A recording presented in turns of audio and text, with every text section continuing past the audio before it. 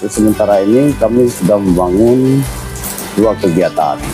Yang pertama LPDU 39 titik yang sudah kami laksanakan di desa ini, dan safety tank untuk itu bagian stunting.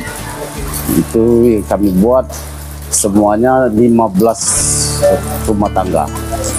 Nah, itu kriterianya yang punya anak di bawah umur 2 tahun ke bawah, ibu hamil, setelah itu lansia.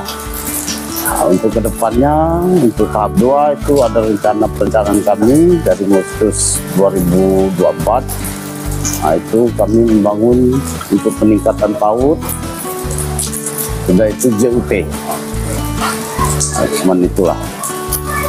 Ya, harapan saya seperti ini. Kalau bagi saya ingin membuat desa Talang Ulu ini lebih baik dari sebelumnya.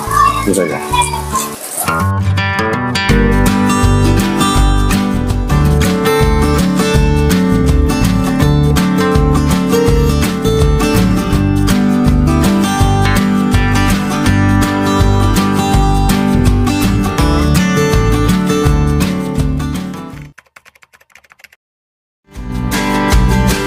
Desa Talang Ulu ini merupakan desa yang mayoritas penduduknya adalah petani pekebun, dan tentunya di dalam pelaksanaan petani pekebun dalam waktu dekat ini mungkin Desa Talang Ulu akan melakukan proses tanam di bulan November ini.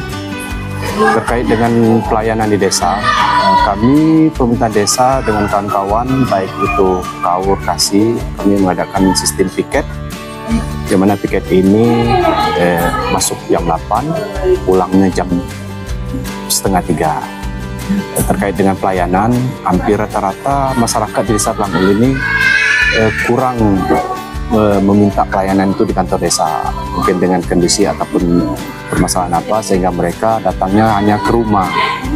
Nah, pelayanan-pelayanan yang kami lakukan di desa itu banyak. Salah satunya adalah pemuda masyarakat desa ini ingin tak dibuatkan SKU, surat tanah jual beli, dan segala macam.